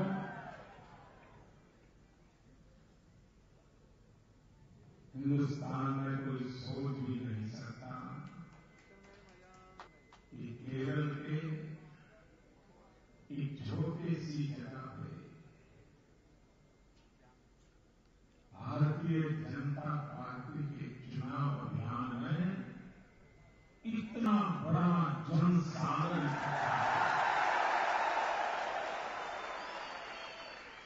ഈ രാജ്യത്ത് ഒരാൾക്ക് പോലും സ്വപ്നം കാണാൻ പോലും സാധിക്കുകയില്ല. കേരളത്തിലെ ഈ ചെറിയൊരു നഗരത്തിൽ ഭാരതീയ ജനതാ പാർട്ടിയുടെ തെരഞ്ഞെടുപ്പ് പ്രചരണത്തിന് ഇത്രയും വിശാലമായിട്ടുള്ള ഒരു ജനസമൂഹം ഒരുമിച്ച് വരും എന്നുള്ളത് ये जन उत्साह जो है, ये जनता जनार्दन का जोश है, यही दिखा रहा है हवा का रुख क्या है. ഈ ജനസമൂഹത്തിന്റെ ആവേശം ഈ നാടിന്റെ ഈ ജനതയുടെ നിലപാടെന്താണ്, അത് ഏത് ദിശയിൽ ചിന്തിക്കുന്നു എന്നുള്ളതിന്റെ സൂചനയാണ്. भाई बहनों, मैं इसके पहले भी कोची में केपीएमएस के निमंत्रण पर उनके बीच आया था. उस दिन मुझे इतने आशीर्वाद मिले थे और उसी दिन मुझे लग रहा था कि अब केरल के भी अच्छे दिन आने वाले हैं। ഇതിനു മുൻപ് കഴിഞ്ഞ തവണ ഞാൻ കേരളത്തിൽ വന്നപ്പോൾ കൊച്ചിയിൽ കേരള പുലയ മഹാസഭയുടെ സമ്മേളനത്തിൽ സംബന്ധിക്കാനാണ് വന്നത്. അന്ന് എനിക്ക് കിട്ടിയ അനുഗ്രഹങ്ങളും ആശീർവാദങ്ങളും അത്രയധികം അനുഗ്രഹങ്ങളും ആശീർവാദങ്ങളുമാണ് കിട്ടിയത്. എനിക്കന്ന് തോന്നി കേരളത്തിന്റെ നല്ല ദിവസങ്ങൾ ഇനി വരാൻ പോവുകയാണ് എന്ന്. ये केरल गॉड्स ओन कंट्री, लेकिन ये भगवान की स्वयं की भूमि को छोड़ करके उसके अपने बेटे बेटियां केरल छोड़ करके बाहर क्यों जाना पड़ा? ये मजबूरी क्यों है? ഇത് ദൈവത്തിന്റെ സ്വന്തം നാടാണ്. ഭഗവാന്റെ സൃഷ്ടിയായിട്ടുള്ള ഈ നാട് വിട് എന്തുകൊണ്ട് ഈ നാട്ടിലെ ജനങ്ങൾ, ആ ഭഗവാന്റെ സന്തതികൾ എന്തുകൊണ്ട് മറ്റു നാടുകളിലേക്ക് ചേക്കേറുന്നു എന്നുള്ള ഒരു ചോദ്യമാണ് എപ്പോഴും ഉയർന്നു വരുന്നത്. इसका मूल कारण यह है केरल की दुर्दशा इसलिए हो रही है कि यहां पर यूडीएफ और एलडीएफ दोनों की फ्रेंडली मैच चल रही है.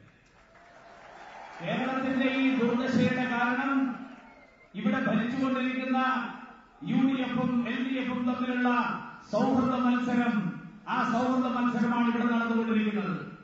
यूडीएफ और एलडीएफ के बीच में अलिखित एग्रीमेंट है, समझौता है कि 5 साल यूडीएफ रहेगा, फिर 5 साल एलडीएफ रहेगा, फिर 5 साल यूडीएफ रहेगा, फिर 5 साल एलडीएफ रहेगा.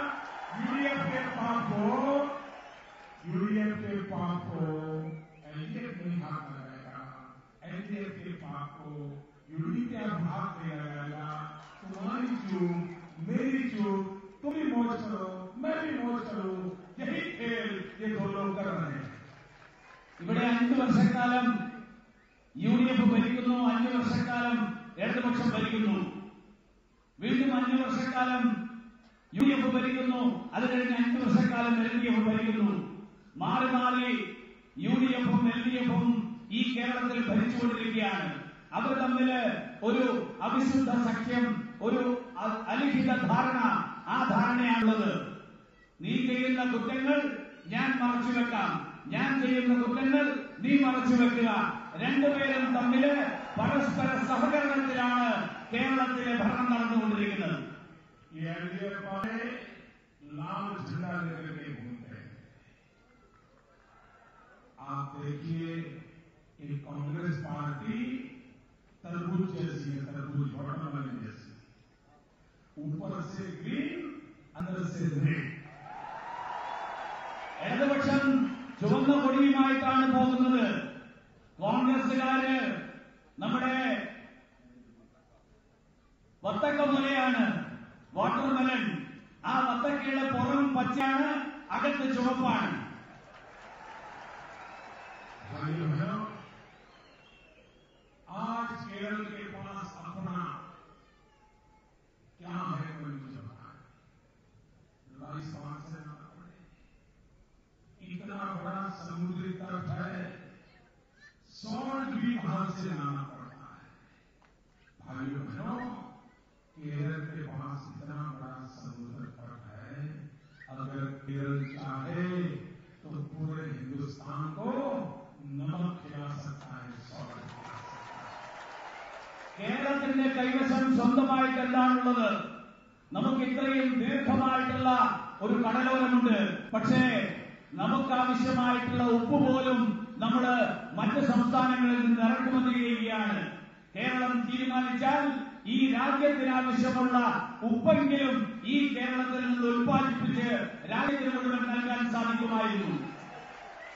केरल यहां से बहुत सारी पैदावार को पैदा करके दुनिया में एक्सपोर्ट कर सकता है. केरल हर मेडिसिन को दुनिया में एक्सपोर्ट कर सकता है, लेकिन केरल का दुर्भाग्य है कि केरल से बुद्धिमान, शक्तिमान, सामर्थ्यवान नौजवान एक्सपोर्ट करके पूरे केरल को खाली कर दिया गया। കേരളം തീരുമാനിച്ചാൽ ഈ സംസ്ഥാനത്ത് നിന്ന് നിരവധി ഉൽപ്പന്നങ്ങൾ ലോകം മുഴുവൻ ലോകത്തേക്ക് മുഴുവൻ കയറ്റുമതി ചെയ്യാൻ സാധിക്കുമായിരുന്നു. ഈ നാട് ആയുർവേദത്തിന്റെ നാടാണ്, പച്ചമരുന്നുകളുടെ നാടാണ്. കേരളം ആഗ്രഹിച്ചിരുന്നുവെങ്കിൽ ഈ പച്ചമരുന്നുകൾ ലോകത്തിന് മുഴുവൻ എത്തിക്കാൻ സാധിക്കുമായിരുന്നു. പക്ഷേ ദൗർഭാഗ്യവശാൽ കേരളത്തിലെ ബുദ്ധിശാലികളായിട്ടുള്ള ചെറുപ്പക്കാര്, ക്ഷമതയുള്ള ചെറുപ്പക്കാര്, ആ ചെറുപ്പക്കാരെയാണ് വിദേശത്തേക്ക് കയറ്റുമതി ചെയ്തത്. കേരളം ദരിദ്രമായി തുടരുകയാണ്. केरल में टूरिज्म के बढ़ावे की संभावना पैदा हुई। होलिस्टिक हेल्थ केयर की दुनिया केरल के प्रति आकर्षित हुई थी, लेकिन एक स्टैग्नेंसी आ गई, एक रुकावट आ गई और धीरे धीरे वो कारोबार भी ठंडा होने लग गया। കേരളം വിനോദസഞ്ചാരത്തിന്റെ വലിയ കേന്ദ്രമാണ്. കേരളത്തിൽ നിന്ന് കേരളം ഒരു സമഗ്രമായിട്ടുള്ള ആരോഗ്യ പരിപാലനം, ആ ആരോഗ്യ പരിപാലനത്തിനുള്ള കേന്ദ്രമായിട്ട് മാറാവുന്നതാണ്. പക്ഷേ ദൗർഭാഗ്യവശാൽ ഒരു പരിധിക്കപ്പുറത്തേക്ക് കേരളത്തിന്റെ ഈ മേഖലകൾ വികസിക്കുന്നില്ല.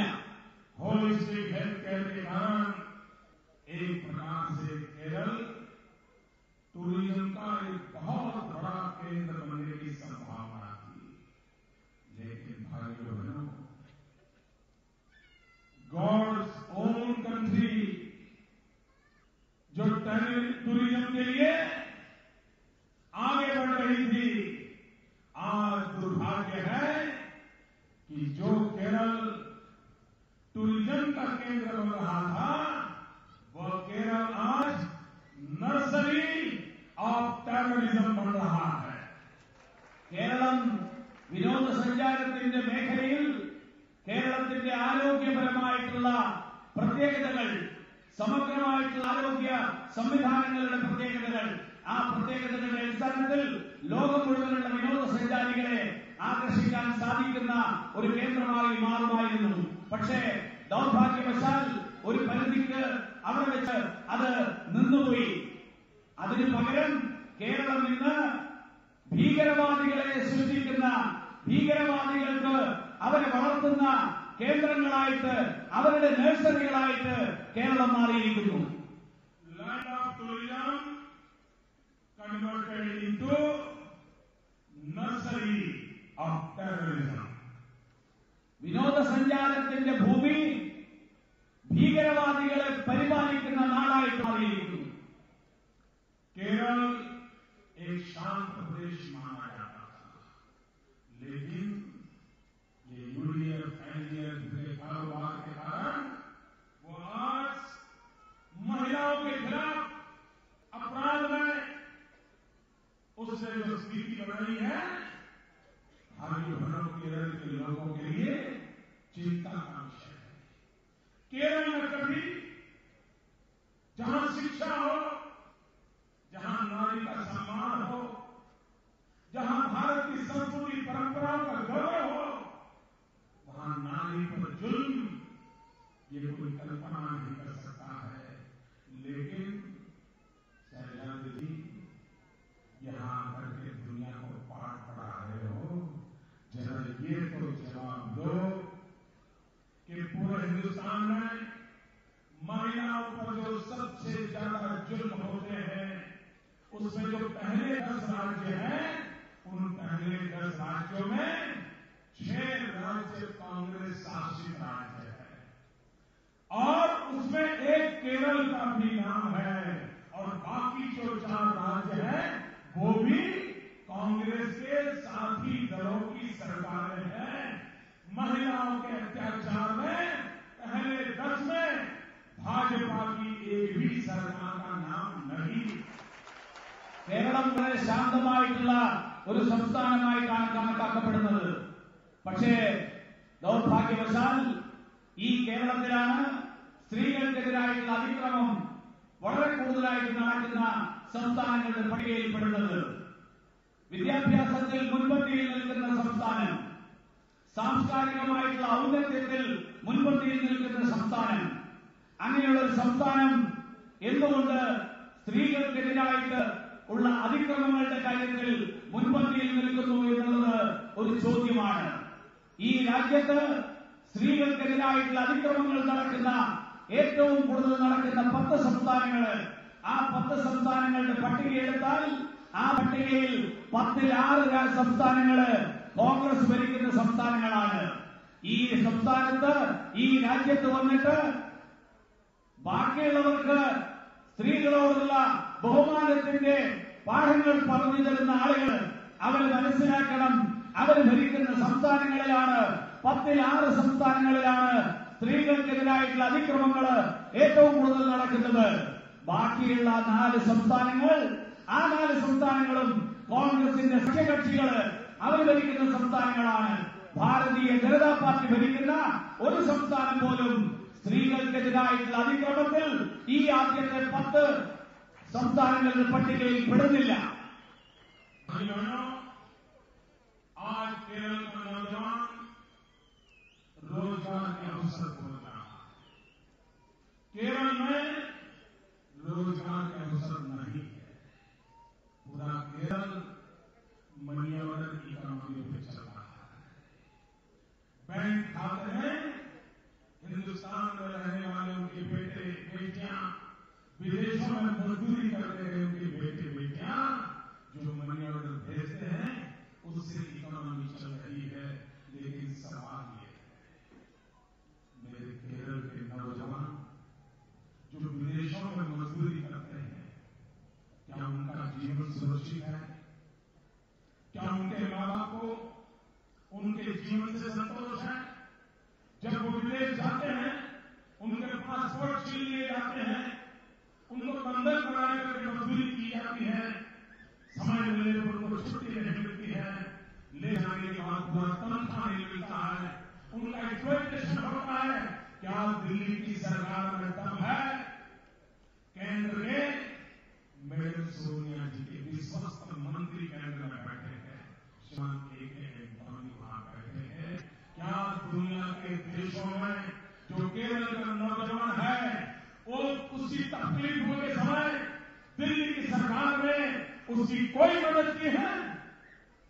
കേരളത്തിൽ ചെറുപ്പക്കാർ അധ്വാനശീലരാണ്. പക്ഷേ അവർക്ക് കേരളത്തിൽ തൊഴിലവസരങ്ങൾ ലഭിക്കുന്നില്ല. തൊഴിലവസരങ്ങൾക്ക് വേണ്ടിയിട്ട് അവർ ലക്ഷങ്ങളുടെ സംഖ്യയിൽ വിദേശ രാജ്യങ്ങളെ ആശ്രയിക്കുകയാണ്. കേരളത്തിന്റെ ഈ പച്ചപ്പിന് കാരണം വിദേശ രാജ്യങ്ങളിൽ, ലോകത്തിന്റെ വിവിധ പ്രദേശങ്ങളിൽ അവിടെ പോയി ജോലി ചെയ്യുന്ന അധ്വാനശീലരായ, വിദ്യാസമ്പന്നരായ ലക്ഷക്കണക്കിന് മലയാളി ചെറുപ്പക്കാരാണ്. അവരയക്കുന്ന ബാങ്ക് ഡ്രാഫ്റ്റിന്റെ ബലത്തിൽ, അവരയക്കുന്ന മണി ഓർഡറിന്റെ ബലത്തിൽ, ആ ബലത്തിലാണ് കേരളം ഇന്ന് ജീവിക്കുന്നത്. പക്ഷേ അങ്ങനെ ജീവിക്കുന്ന ലക്ഷക്കണക്കിന് മലയാളി പ്രവാസികള് അവരുടെ ജീവിതത്തെക്കുറിച്ച് കേന്ദ്രത്തിലിരിക്കുന്ന സർക്കാർ, ആ സർക്കാർ ഏതെങ്കിലും തരത്തില് പ്രത്യേകിച്ച് എന്തെങ്കിലും ശ്രദ്ധ കൊടുക്കാറുണ്ടോ? അവരവിടെ ചെല്ലുമ്പോ അവരുടെ പാസ്പോർട്ട് പിടിച്ചു വെക്കുന്നു. അവരെ ജോലി ചെയ്യുന്ന ആളുകള്, ജോലി ചെയ്യിപ്പിക്കുന്നവര് ബലം പ്രയോഗിച്ച് ചെയ്യിപ്പിക്കുന്നു. അവരെ പിടിച്ച് തടങ്കലിടുന്നു. അവർക്കെതിരായിട്ട് അതിക്രമങ്ങൾ നടക്കുന്നു. ഇതിൽ നിന്നൊക്കെ അവരെ രക്ഷിക്കാൻ ഡൽഹി ഭരിക്കുന്ന മാഡം സോണിയാഗാന്ധിയുടെ സർക്കാർ, ആ സർക്കാരില് അവരുടെ വിശ്വസ്തനായിട്ടുള്ള അനുയായി ശ്രീമാൻ എ കെ ആന്റണി, ഈ സർക്കാരിലെ ഏറ്റവും വലിയ ശക്തൻ എന്ന് പറയുന്ന ആള്, അദ്ദേഹം എന്താ ചെറുവിരലിനെ കാത്തത്? അദ്ദേഹം ഈ ലക്ഷക്കണക്കിന് മലയാളികളെ, കേരളത്തെ തീറ്റിപ്പോറ്റുന്ന ലക്ഷക്കണക്കിന് മലയാളി പ്രവാസികളെ അവരുടെ കാര്യത്തിൽ ചെറുവിരലിനെ കാത്തത് എന്തുകൊണ്ട്? भाई बहनों, यहाँ के किसान का क्या हाल है? एग्रीकल्चर, उसकी खेती करने वाला किसान, हमारे यहाँ गुजरात को सुपारी बोलते हैं, आज हजारों की तादाद में इन किसानों के भविष्य के लिए क्या कभी दिल्ली की सरकार को कोई योजना बनाने की जरूरत नहीं? मुझे याद है कर्नाटक से केरल से ये जो किसान अरेंजमेंट की खेती करते हैं, मुझे गुजरात में आकर के रिक्वेस्ट करते थे और मेरी सरकार ने उनकी पूरी मदद की थी, लेकिन केरल की सरकार को उनके लिए कुछ करने की फुर्सत।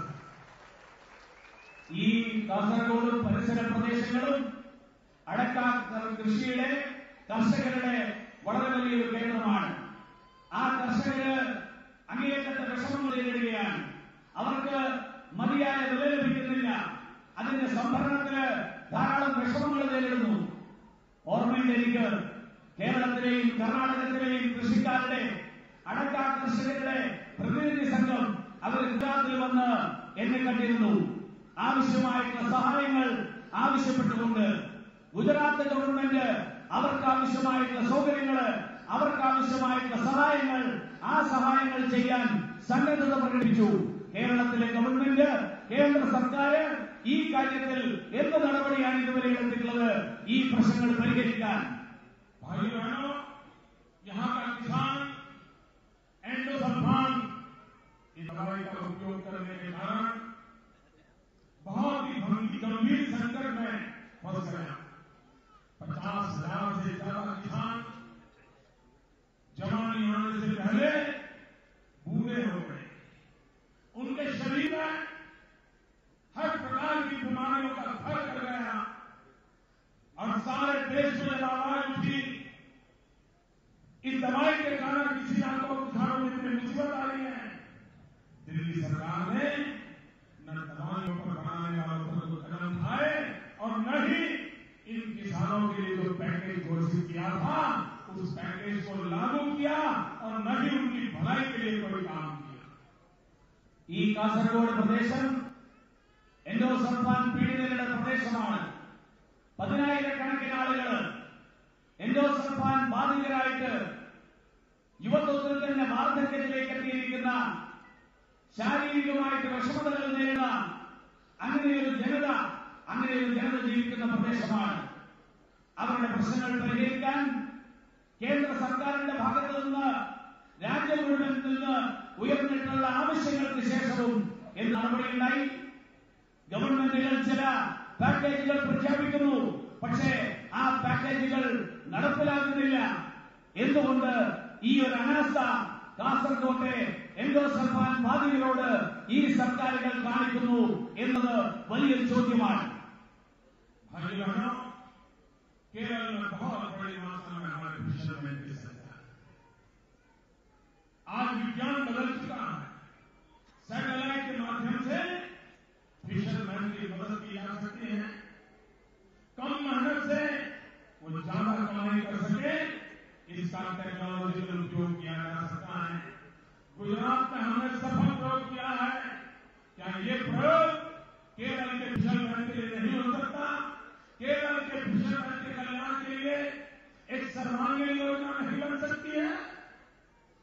കേരളം ഈ കാസർഗോഡിനെ പോലെ തന്നെ കേരളത്തിന്റെ വിശാലമായ തീരത്ത് മത്സ്യബന്ധനത്തിൽ ഏർപ്പെട്ടിരിക്കുന്ന ലക്ഷക്കണക്കിന് തൊഴിലാളികളുണ്ട്, ഒരു ജനസമൂഹമുണ്ട്. ആ മത്സ്യബന്ധനത്തിൽ ഏർപ്പെട്ടിരിക്കുന്ന ജനസമൂഹത്തിന് ആധുനിക സാങ്കേതിക വിദ്യ ഉപയോഗിച്ചുകൊണ്ട് പലതരത്തിലുള്ള സൗകര്യങ്ങൾ ചെയ്തു കൊടുക്കാൻ സാധിക്കുന്നതായിരുന്നു. ഉപഗ്രഹങ്ങൾ ഉപയോഗിച്ചുകൊണ്ട് എങ്ങനെ മത്സ്യബന്ധനത്തിലെ അധ്വാനം, ആ അധ്വാനം കുറയ്ക്കാൻ സാധിക്കും എന്നുള്ളതിന് ഗുജറാത്ത് മാതൃക കാണിച്ചിട്ടുണ്ട്. ഗുജറാത്തിലെ മത്സ്യബന്ധനത്തിൽ ഏർപ്പെട്ടിരിക്കുന്നവർക്ക് ആധുനിക സാങ്കേതിക വിദ്യ ഉപയോഗിച്ചുകൊണ്ട് ഉപഗ്രഹങ്ങളുടെ സഹായത്തോടു കൂടിയിട്ട് അവരുടെ പരിശ്രമം, ആ പരിശ്രമം ലഘൂകരിക്കാൻ സാധിച്ചിട്ടുണ്ട്.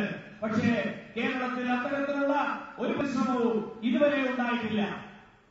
मैंने अभी एक सभा में केरल के फिशरमैन को इटली के सैनिकों ने मार दिया, इसलिए मैंने अपनी पीड़ा व्यक्त की थी और हमारे मुख्यमंत्री महोदय श्रीमान चांदी जी को बुरा लग गया।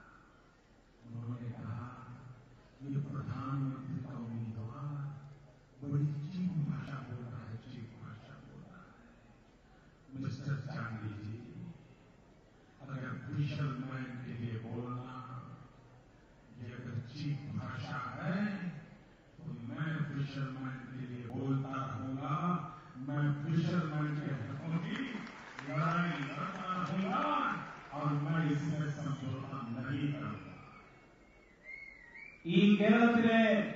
2 മത്സ്യത്തൊഴിലാളികളെ ഇറ്റാലിയൻ നാവികർ വന്ന് കൊലപ്പെടുത്തിയ സംഭവത്തിൽ എന്റെ ദുഃഖവും അമർഷവും, അവരോടുള്ള സർക്കാരിന്റെ നിലപാടിലുള്ള ദുഃഖവും അമർഷവും ഞാൻ രേഖപ്പെടുത്തിയിരുന്നു. നമ്മുടെ ബഹുമാന്യനായ മുഖ്യമന്ത്രി ശ്രീ ഉമ്മൻചാണ്ടിക്ക് അത് അത്ര ഇഷ്ടപ്പെട്ടില്ല. അദ്ദേഹം പറയുന്നത് ഞാൻ വില കുറഞ്ഞ പ്രസിദ്ധിക്ക് വേണ്ടിയിട്ട് അതിനുവേണ്ടിയാണ് ഈ കാര്യം സംസാരിക്കുന്നത് എന്നാണ്. മത്സ്യബന്ധനത്തിൽ ഏർപ്പെട്ടിരിക്കുന്നവർക്ക് വേണ്ടി, മത്സ്യത്തൊഴിലാളികൾക്ക് വേണ്ടി സംസാരിക്കുന്നത് വില കുറഞ്ഞ പ്രസിദ്ധിക്ക് ഉദ്ദേശിച്ചാണെങ്കിൽ ഞാനത് തുടരാൻ ഉദ്ദേശിക്കുകയാണ്. എന്താ, മത്സ്യബന്ധനത്തിൽ ഏർപ്പെട്ടിരിക്കുന്നവർക്ക് വേണ്ടി ശബ്ദമുയർത്തുന്നത് തെറ്റാണോ? അത് അപലപനീയമാണോ? അങ്ങനെയാണെങ്കിലും ഞാൻ മത്സ്യബന്ധനത്തിൽ ഏർപ്പെട്ടിരിക്കുന്ന മത്സ്യത്തൊഴിലാളികൾക്ക് വേണ്ടിയിട്ട് തുടർന്നും അവർക്ക് വേണ്ടിയിട്ട് ശബ്ദമുയർത്തും. श्रीमान चांदी जी, आपको बुरा लग गया? अगर आप में हिम्मत हो, आपके दिल में केरल वासियों के लिए प्रेम हो, आपके दिल में केरल के फिशरमैनों को न्याय दिलाने की जरा भी इच्छा हो, तो मेरे छोटे से सवाल का जवाब दो। लीपा पोती मत करना। और मेरे केरल के भाई बहनों, मैं दावे से कहता हूं, परसों चुनाव होने वाला है। केरल के मुख्यमंत्री में या दिल्ली में बैठे हुए प्रधानमंत्री में या रक्षा मंत्री में ये कम नहीं है कि मेरे सवाल का सच्चा जवाब दे पाए। കേരളത്തിലെ മുഖ്യമന്ത്രി ഉമ്മൻചാണ്ടിക്ക് ഒരുപക്ഷെ ഇഷ്ടപ്പെടുന്നുണ്ടാവില്ല. പക്ഷേ ഞാനൊരു കാര്യം ചോദിക്കാൻ ആഗ്രഹിക്കുകയാണ്. ഈ മത്സ്യബന്ധനത്തിൽ ഏർപ്പെട്ടിരിക്കുന്ന മത്സ്യത്തൊഴിലാളികൾക്ക് വേണ്ടിയിട്ട്, അവർക്ക് വേണ്ടിയിട്ട് ശബ്ദമുയർത്തുന്നതിൽ, അവർക്ക് വേണ്ടിയിട്ട് അവരുടെ പ്രശ്നങ്ങള്, അവർക്കെതിരായിട്ടുള്ള അതിക്രമം, ആ അതിക്രമത്തെ കുറിച്ചുള്ള ചോദ്യം, എനിക്കൊരു ചെറിയ ചോദ്യം ചോദിക്കാനുണ്ട്. ആ ചെറിയ ചോദ്യത്തിന് ഉത്തരം നൽകാൻ ഈ മുഖ്യമന്ത്രിക്ക്, മറ്റന്നാൾ തെരഞ്ഞെടുപ്പ് നടക്കുക, മുഖ്യമന്ത്രിക്ക്, ഡൽഹിയിലിരിക്കുന്ന പ്രധാനമന്ത്രിക്ക്, അവിടെ ശക്തനായിരിക്കുന്ന പ്രതിരോധ മന്ത്രിക്ക് ഇവർക്ക് സാധിക്കുമോ ഈ ചോദ്യത്തിന് ഉത്തരം നൽകാൻ? केरल सरकार, भारत सरकार, केरल के मुख्यमंत्री, भारत के डिफेंस मंत्री, भारत के प्रधानमंत्री, मुझे इतना जवाब दो। केरल के हमारे 2 फिशरमैन को मारने वाले इटली के 2 सैनिक आज इस जेल में है, जरा पता बता दो। मेरा इतना ही सवाल है, इस जेल में है, जरा बता दो हमें। വളരെ ചെറിയൊരു ചോദ്യം. കേരളത്തിന്റെ മുഖ്യമന്ത്രി, ഈ രാജ്യത്തിന്റെ പ്രധാനമന്ത്രി, അല്ലെങ്കിൽ ഈ രാജ്യത്തിന്റെ രാജ്യരക്ഷാ മന്ത്രി, ഇവരാരെങ്കിലും ഒരു ഉത്തരം തരണം. വളരെ ചെറിയ ചോദ്യമാണ്. ഒരൊറ്റ കാര്യം, ഇറ്റലിയിലെ ഈ കേരളത്തിലെ 2 മത്സ്യത്തൊഴിലാളികളെ കൊലപ്പെടുത്തിയ ഇറ്റലിക്കാര് ഇപ്പോൾ ഏത് ജയിലിലാണ് അവരെ പാർപ്പിച്ചിരിക്കുന്നത്, തടവിലിട്ടിരിക്കുന്നത് എന്നുള്ള ചോദ്യമാണ് അവർ ഉത്തരം പറയേണ്ടത്. श्रीमान चांदी जी, मैं केरल के फिशरमैन के हक के लिए बोल रहा हूं, इसलिए अगर आपको मोदी बुरा लगता है तो आपको आपकी बात मंजूर है। मैं केरल के फिशरमैन की लड़ाई लड़ने वाला हूं। കേരളത്തിലെ മത്സ്യത്തൊഴിലാളികൾക്ക് വേണ്ടിയിട്ട് ശബ്ദമുയർത്തുന്നത് താങ്കൾക്ക് ഒരുപക്ഷെ ശരിയല്ല എന്ന് തോന്നുന്നുണ്ടാകാം. പക്ഷേ ഞാനത് കാര്യമാക്കുന്നില്ല. ഈ കേരളത്തിലെ മത്സ്യത്തൊഴിലാളികളുടെ അവരുടെ അവകാശങ്ങൾക്ക് വേണ്ടിയിട്ട് തുടർന്നും ഞാൻ ശബ്ദമുയർത്തിക്കൊണ്ടേയിരിക്കും. श्रीमान इंटरनी जी को भी अभी मेरे बयान से बुरा लग गया। मैंने कहा था, पब्लिक ने कहा था, दोबारा कहना चाहता हूं, अब केरल की धरती में आकर कहना चाहता हूं। जिस दिन हमारे जवानों के सर काट दिए गए, सीमा पर हमारे जवानों को मार दिया गया, तब भारत के डिफेंस मिनिस्टर ने पार्लियामेंट में बयान दिया था, जिस बयान से हिंदुस्तान की सेना सहमत नहीं थी। उन्होंने कहा था कि पाकिस्तानी सेना के यूनिफॉर्म में टेररिस्टों सेना को बचाने वाला बयान दिया था और आपके इस बयान को लेकर के पूरे पाकिस्तान में श्रीमान एंटोनी जी आपकी तारीफ होती थी। पाकिस्तान के टीवी मीडिया पर आपका गौरवगान होता था। आपके बयान को लेकर पाकिस्तान नाच रहा था और इसीलिए हम कहते हैं कि श्रीमान एंटोनी जी आप हमारे डिफेंस मिनिस्टर हो, कुछ हमारे डिफेंस के लिए तो करो। श्रीमान AK ആന്റണിക്ക് ഒരു പ്രസംഗത്തെ സംബന്ധിച്ച് അദ്ദേഹത്തിന് വലിയ വിഷമമുണ്ടായി. അത് വീണ്ടും ആവർത്തിക്കാൻ ആഗ്രഹിക്കുകയാണ്. അന്ന് ഞാൻ പറഞ്ഞത് പരസ്യമായിട്ടാണ് പറഞ്ഞത്, പൊതു ജനങ്ങളുടെ മുൻപാകെയാണ് പറഞ്ഞത്.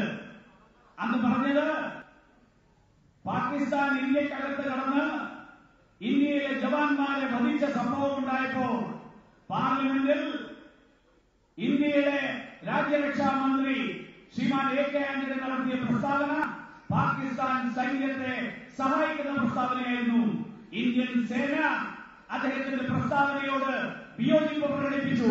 ഇന്ത്യൻ സേനയിൽ രാജ്യരക്ഷാ മന്ത്രിയുടെ പ്രസ്താവനയോട് അഭിപ്രായ വ്യത്യാസമുണ്ടായി. പാകിസ്ഥാനാണ്, പാകിസ്ഥാൻ സൈന്യമാണ് ഇന്ത്യൻ സൈനികരെ വധിച്ചത് എന്നുള്ള നിലപാട്, ആ നിലപാട് സൈന്യത്തിന്റെ നിലപാട് മറച്ചുവെക്കാനാണ് ആന്റണി ശ്രമിച്ചത്.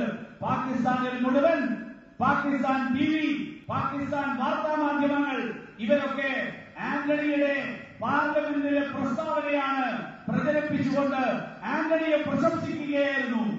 അതുകൊണ്ടാണ് ഞാൻ പറഞ്ഞത്, ശ്രീമാൻ ആന്റണി താങ്കൾ ഇന്ത്യയുടെ രാജ്യരക്ഷാ മന്ത്രിയാണ്. ഇന്ത്യയുടെ രക്ഷയ്ക്ക് വേണ്ടി എന്തെങ്കിലും ചെയ്യൂ, മറ്റുള്ളവരുടെ രക്ഷയ്ക്ക് വേണ്ടിയല്ല ചെയ്യേണ്ടത്. ഇതാണ് ഞാൻ അന്ന് പറഞ്ഞത്. अभी अभी कांग्रेस पार्टी का एक धोखा पत्र आया, एक घोषणा पत्र नहीं है, ये धोखा पत्र है। और मैं धोखा पत्र से कह रहा हूं कि 2004 के कांग्रेस के घोषणा पत्र में पाकिस्तान के द्वारा हिंदुस्तान पर जो आतंकवादी हमले हो रहे हैं उसके खिलाफ लड़ाई लड़ने का कांग्रेस ने वादा किया। 2009 में उसने टेररिज्म के खिलाफ जीरो टॉलरेंस का वादा किया था। भाइयों बहनों, 2004 में 2009 के कांग्रेस के मैनिफेस्टो में पाकिस्तान की युद्धघोर मानसिकता के खिलाफ, आतंकवादी गतिविधियों के खिलाफ, माओवाद के खिलाफ, इंसर्जेंसी के खिलाफ ताकत दिखाने की बात दिल्ली सरकार ने की थी। लेकिन क्या 10 साल हो गए हम सुरक्षा महसूस करते हैं भाइयों? हम विश्वास से कह सकते हैं कि देश में आतंकवाद खत्म हुआ, माओवाद खत्म हुआ, पाकिस्तान की हरकतें खत्म हुई? കോൺഗ്രസ് പ്രകടന പത്രിക എന്നുള്ള പേരിൽ ഒരു കടലാസ് പുറത്തിറക്കിയിട്ടുണ്ട്. ആ കടലാസ് വഞ്ചനാപത്രമാണ്.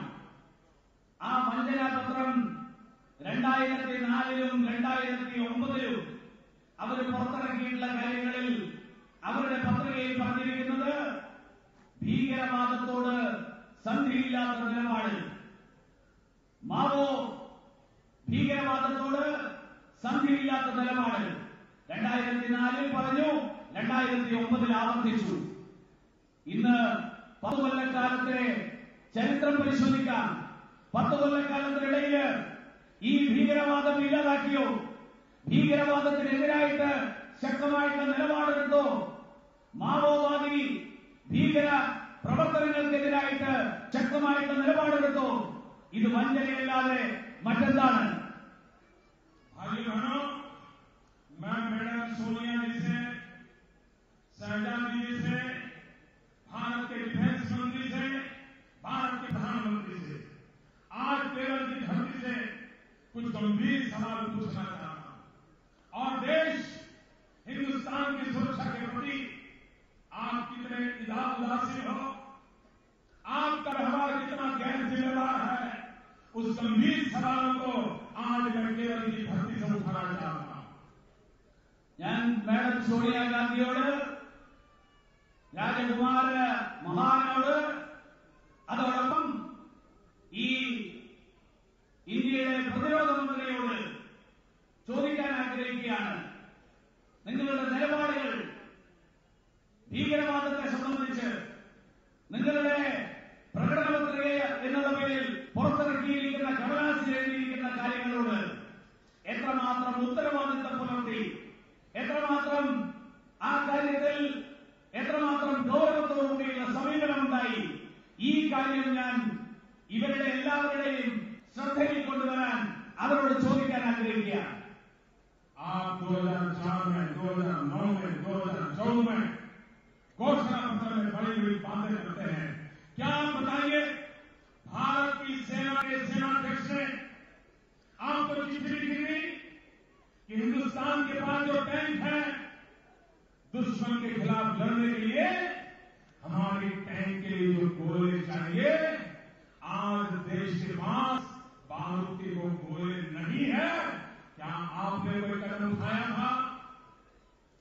2004-ലും 2009-ലും 2014-ലും ഒക്കെ നിങ്ങളുടെ പ്രകടന പത്രികയിൽ പറഞ്ഞിട്ടുള്ള കാര്യങ്ങൾ, ആ പ്രകടന പത്രികയിൽ പ്രതിരോധ സേനയുടെ ശക്തി വർദ്ധിപ്പിക്കുന്നതിന് വേണ്ടിയിട്ട് ശത്രു രാജ്യങ്ങൾക്കെതിരായിട്ടുള്ള നിലപാടുകൾ, അതിനെതിരായിട്ട് സന്ധിയില്ലാത്ത നിലപാട്, ആ നിലപാടെടുക്കാൻ വേണ്ടിയിട്ട് ഇന്ത്യൻ സേനയുടെ ക്ഷമത വർദ്ധിപ്പിക്കാൻ അതിനാവശ്യമായിട്ടുള്ള നടപടികളെടുക്കും എന്ന് പ്രഖ്യാപിക്കുന്ന നിങ്ങൾ ഈ സൈന്യത്തിന്റെ കയ്യിൽ ശത്രു രാജ്യങ്ങൾക്കായിട്ട് എതിരായിട്ട് ഉപയോഗിക്കാനുള്ള യുദ്ധസാമഗ്രികൾ, ആ യുദ്ധസാമഗ്രികൾ പോലും ആവശ്യത്തിനുണ്ടോ എന്നുള്ള കാര്യം, ആ കാര്യത്തെക്കുറിച്ച് വിശദീകരിക്കേണ്ടതുണ്ട്.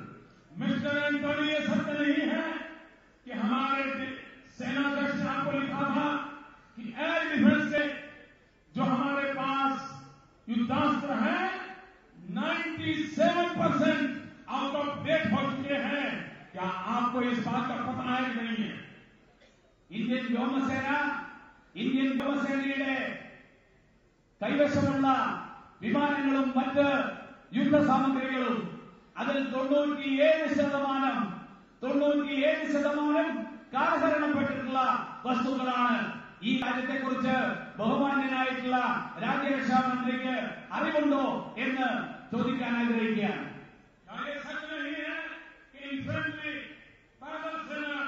उपयुक्त हथियार, क्रूज वेपन एवं अंधेरे में नाइट विजन की क्षमता रखने वाले सामान हमारे पास उपलब्ध नहीं है. ये आपको लिखा था कि नहीं लिखा था? ഇന്ത്യയുടെ കരസേനയുടെ കൈവശമുള്ള കവചിത വാഹനങ്ങള്, അതുപോലെ രാത്രികാലങ്ങളിലെ യുദ്ധത്തിന് ഉപയോഗിക്കുന്ന വാഹനങ്ങള്, യുദ്ധസാമഗ്രികള്, അങ്ങനെയുള്ള സാമഗ്രികൾ ഇന്ന് ഇന്ത്യൻ സൈന്യയുടെ കൈവശം പരിപൂർണമായിട്ടും ഇല്ലാതായിരിക്കുന്ന ഒരു സാഹചര്യം, ആ സാഹചര്യം ഉണ്ടായിരിക്കുന്നു. എന്തുകൊണ്ട് ഇത് സംഭവിക്കുന്നു എന്ന് ശ്രീമാൻ എ കെ ആന്റണി വിശദീകരിക്കണം. भारत सरकार सुरक्षा के विषय में जवाब दे. क्या कारण था कि नेवल चीफ को इस्तीफा देना पड़ा? क्या कारण था कि नेवी के हमारी पनडुब्बियां कभी विस्फोट हो रहा है, कभी डूब रही है, कभी टूट रही है? भारत की सीमा, सामुद्रिक सीमा की रक्षा कैसे होगी? ഇന്ത്യയുടെ നാവികസേനയുടെ മേധാവി അദ്ദേഹം രാജിവെച്ചു പോകുന്നു. എന്തുകൊണ്ട് രാജിവെച്ചു? ഇന്ത്യയുടെ മുങ്ങിക്കപ്പലുകൾ ഒന്നുകിൽ പൊട്ടിത്തെറിയിൽ നശിക്കുന്നു, ഒന്നുകിൽ സ്ഫോടനത്തിൽ ഇല്ലാതാകുന്നു. ഇന്ത്യയുടെ നാവികസേന, ഇന്ത്യയുടെ വിശാലമായിട്ടുള്ള ഈ സമുദ്രാതിർത്തി എങ്ങനെ കാത്തു സൂക്ഷിക്കും? രക്ഷാമന്ത്രി, രാജ്യരക്ഷാമന്ത്രി മറുപടി പറയണം. क्या कारण है हर साल अनगिनत हमारे युद्ध जहाज हवाई अड्डे से गिर करके सेना के जवान मरते हैं, अरबों खरबों रुपए का नुकसान जो हो रहा है, आपकी सरकार क्या करेगी? ഇന്ത്യയുടെ യുദ്ധവിമാനങ്ങള്, ആ യുദ്ധവിമാനങ്ങള്, എണ്ണമില്ലാത്തത്ര യുദ്ധവിമാനങ്ങള്, ആ യുദ്ധവിമാനങ്ങള് പൊട്ടിത്തകരുന്നു, ആ യുദ്ധവിമാനങ്ങള് താഴെ വീണ് നശിക്കുന്നു, ഇല്ലാതാകുന്നു. എന്താ കാരണം? ഈ കാര്യത്തിന് കോടിക്കണക്കിന് രൂപയുടെ, ആയിരക്കണക്കിന് കോടി രൂപയുടെ നഷ്ടം ഈ രാജ്യത്തിനുണ്ടാക്കി വെക്കുന്ന ഈ സംഭവത്തിന് കാരണമാരാണ്? എന്താ പ്രതിരോധ മന്ത്രിക്ക് പറയാനുള്ളത്? इसका मूल कारण यह है कि दिल्ली में बैठी हुई सरकारों को डिफेंस डील में इंटरेस्ट रहता है,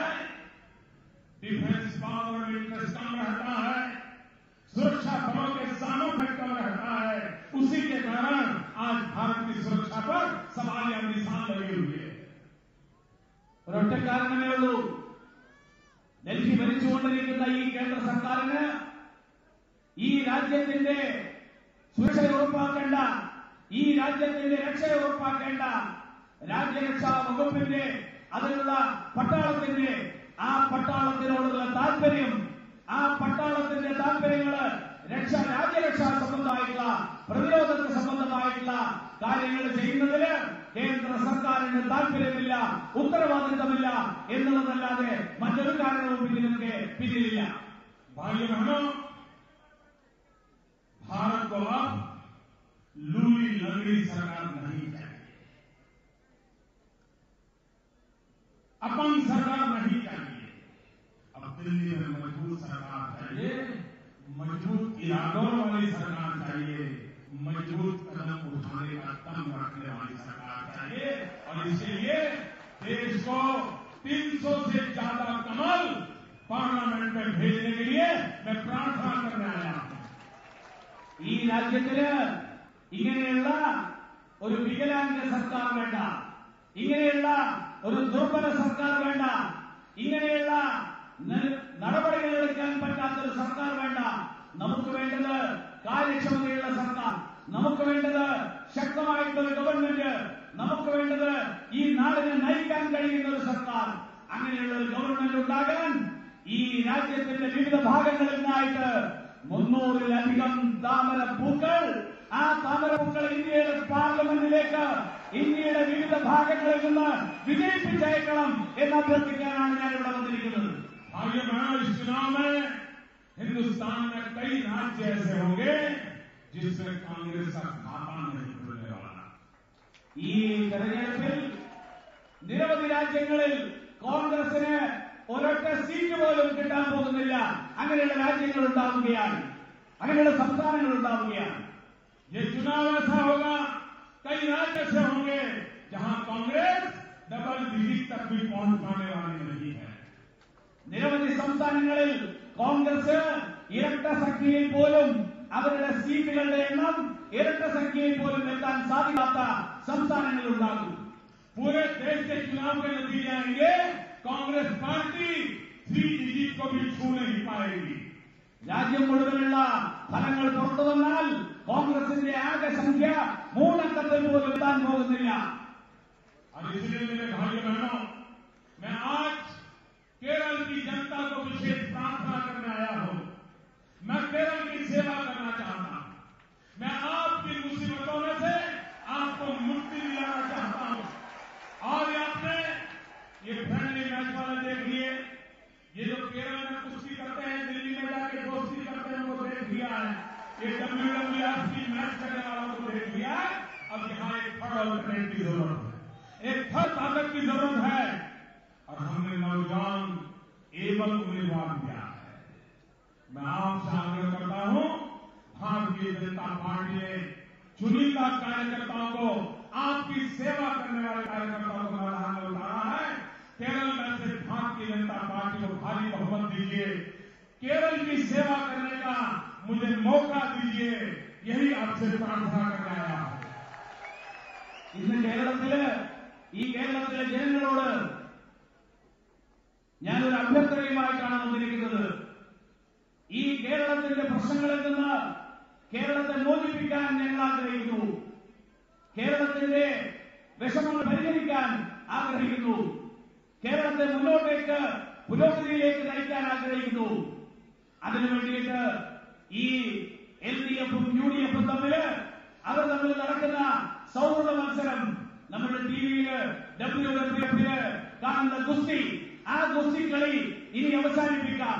കേരളത്തിലെ ഗുസ്തിയും ഡൽഹിയിൽ ചെല്ലുമ്പോ അവിടെ സൗഹൃദവും നടത്തുന്ന LDF-ന്റെയും UDF-ന്റെയും ഈ തട്ടിപ്പ് അവസാനിപ്പിച്ചുകൊണ്ട് കേരളത്തിൽ നിന്ന് ഭാരതീയ ജനതാ പാർട്ടിയുടെ സ്ഥാനാർത്ഥികളെ, ചെറുപ്പക്കാരായിട്ടുള്ള കഴിവുള്ള സ്ഥാനാർത്ഥികൾ, ഇവിടെ മത്സരിക്കുന്ന ചെറുപ്പക്കാരനായിട്ടുള്ള ഈ നാടിന് നേതൃത്വം നൽകാൻ കഴിയുന്ന സ്ഥാനാർത്ഥികൾ, അങ്ങനെയുള്ള സ്ഥാനാർത്ഥികളെ കേരളത്തിന്റെ മണ്ണിൽ നിന്ന് വിജയിപ്പിക്കണമെന്ന് അഭ്യർത്ഥിക്കാനാണ് ഞാൻ ഇവിടെ വന്നിരിക്കുന്നത്.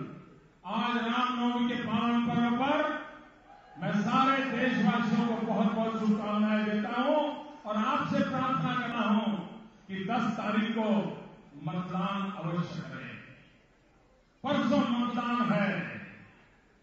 आपके दिमाग में कमल है, दिल में कमल है, जुबान पे कमल है, लेकिन 10 तारीख को उंगली पर भी कमल आना चाहिए, कमल का बटन भी दबाना चाहिए. ഇന്ന് രാമനവമിയുടെ പരിപാലനമായിട്ടുള്ള ഈ ദിവസത്തിൽ രാജ്യം മുഴുവനുള്ള ജനങ്ങൾക്ക് ഞാൻ രാമനവമി ആശംസകൾ നേരാൻ ആഗ്രഹിക്കുന്നു. 10-ാം തീയതി തെരഞ്ഞെടുപ്പിന് വേണ്ടിയിട്ട് പോളിംഗിന് വേണ്ടിയിട്ട് പോളിംഗ് ബൂത്തിലേക്ക് ചെല്ലുമ്പോൾ നമ്മുടെ എല്ലാവരുടെയും ശരീരത്തിൽ നമ്മുടെ ബുദ്ധിയിൽ താമര അടയാളമുണ്ടാകും. നമ്മുടെ ഹൃദയത്തിൽ താമര അടയാളമുണ്ട്. നമ്മുടെ നാവിൽ നമ്മുടെ വാക്കുകളിൽ താമരയുണ്ട്. പക്ഷെ 10-ാം തീയതി ചെല്ലുമ്പോൾ നമ്മുടെ വിരല് ആ വിരൽ കൂടി താമര അടയാളത്തിൽ രേഖപ്പെടുത്താൻ മടിക്കരുത് എന്ന് ഓർമ്മിപ്പിക്കാൻ ഞാൻ ഈ അവസരത്തിൽ ആഗ്രഹിക്കുകയാണ്. भारतीय जनता पार्टी को भव्य विजय दिलाइए. मेरे साथ बोलिए भारत माता की, भारत माता की. पूरी करके बंद कर രണ്ട് കൈ ഉയർത്തിയിട്ട് ഉറക്കെ വയ്ക്കുക. वंदे वंदे മാതരം, वंदे മാതരം, वंदे. മാതരം.